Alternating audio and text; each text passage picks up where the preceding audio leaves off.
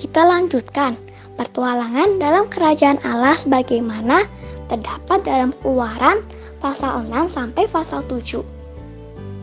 Ayat 13 tentang seseorang yang diutus Tuhan menjadi pengantara, di mana orang itu sebenarnya menolak panggilan ini. Tapi Tuhan tidak marah. Justru dengan anugerah dan kebijaksanaan Tuhan, akhirnya orang ini dipilih untuk menjadi Allah bagi Firaun. Siapa dia? Apakah orang ini benar-benar menjadi Allah? Mari kita simak baik-baik. Buka hati dan pikiran kita sehingga kita semakin kagum terhadap firman Tuhan. Selamat bertemu kembali di dalam renungan harian berpetualang di dalam kerajaan Allah.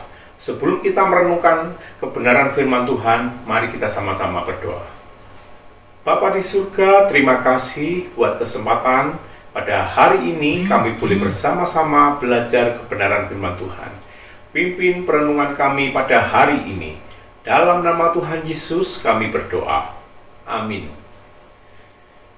Kita kemarin sudah belajar bahwa Tuhan Allah sudah menyuruh Musa untuk menghadap Firaun untuk menyampaikan pesan yang Tuhan perintahkan kepada Musa untuk disampaikan kepada Firaun. Nah, hari ini kita belajar juga Tuhan Allah kembali menyuruh Musa untuk menyampaikan pesannya kepada bangsa Israel bahwa Allah akan membebaskan mereka dari perbudakan penindasan orang-orang Mesir dan akan membawa mereka ke negeri yang sudah dijanjikan kepada Abraham, Ishak, dan Yakub, bapak leluhur mereka. Nah, pada waktu Musa menyampaikan firman Tuhan kepada orang-orang Israel, bangsa itu tidak percaya kepada Musa karena mereka sudah putus asa. Mengapa? Karena mereka sudah sangat berat sekali diperbudak oleh orang-orang Mesir. Dan selanjutnya Tuhan Allah memerintahkan Musa untuk menghadap Firaun lagi dan membawa pesan yang berbeda dari yang pertama. Kali ini Tuhan Allah ingin agar Firaun membiarkan orang-orang Israel pergi meninggalkan Mesir untuk selama-lamanya. Mendengar perintah tersebut, Musa sangat terkejut dan bingung. Perintah itu sangat berat. Bagi dia tidak masuk akal. Bagaimana tidak? Pada waktu Musa sudah menyampaikan ke orang Israel sudah menolak. Mereka tidak percaya. Pada waktu Musa menyampaikan juga pesan Tuhan kepada Firaun yang pertama, Firaun pun juga tidak mau mendengarnya.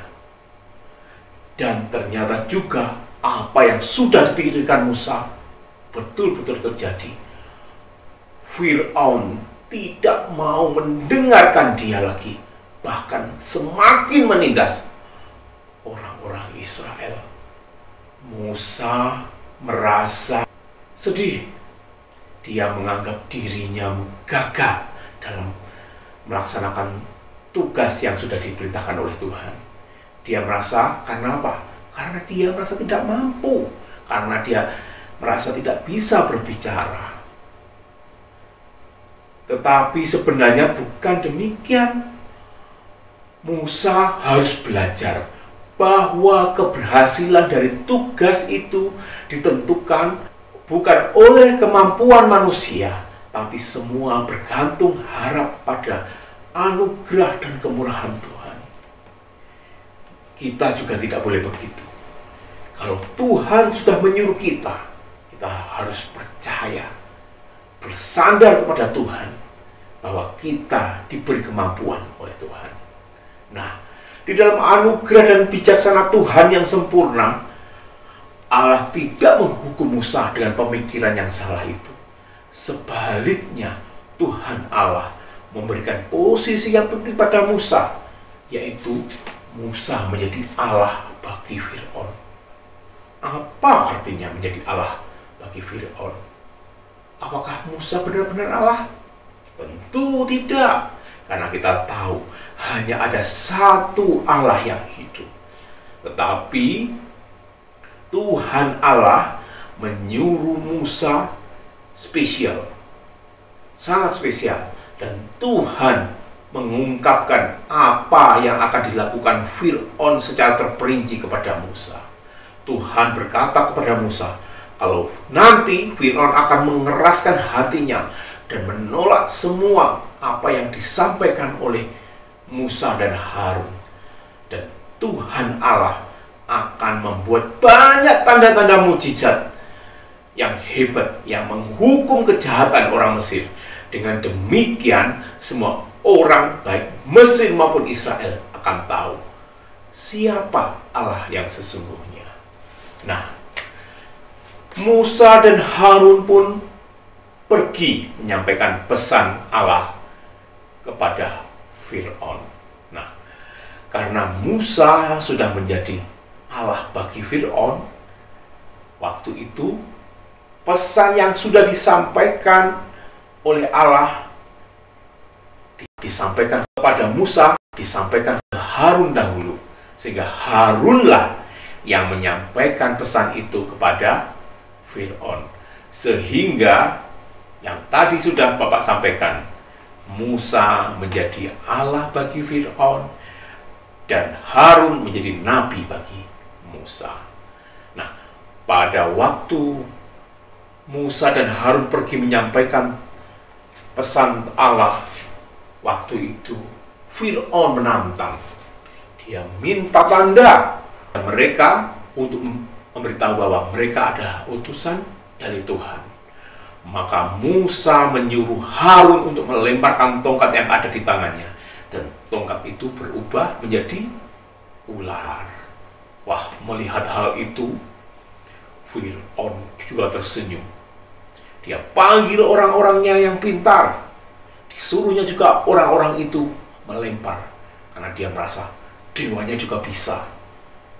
Dan dilemparkannya tongkat orang-orang Mesir itu, mereka juga menjadi ular. Tapi ularnya orang Mesir itu dimakan oleh ular yang dari tongkatnya Harun. Dan itu menunjukkan bahwa Allah adalah Allah yang lebih besar dan lebih berkuasa dari dewa-dewa Mesir. Ular yang dari tongkatnya Harun menelan habis semua ular yang dari tongkat para ahli-ahli sihir Mesir. Tetapi meskipun demikian, Fir'aun tetap mengeraskan hati, seperti yang sudah disampaikan Tuhan kepada Musa. Dia tetap tidak mau mengakui Allah dan tidak mau mendengarkan Harun dan Musa. Betapa Tuhan ingin selalu berbicara kepada manusia, tetapi manusia sendiri menolak. Bangsa Israel tidak mempercayai pesan Allah yang disampaikan Musa. Karena apa? Mereka menderita dan putus asa. Fir'aun menolak Allah karena dia sombong dan keras hati. Bagaimana dengan kita?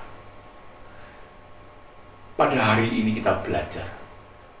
Mungkin kita hari ini mengalami hal-hal yang tidak enak, tapi kita harus yakin dan percaya Tuhan selalu menyertai kita. Dia berjanji akan selalu menyertai anak-anaknya, apapun yang akan terjadi.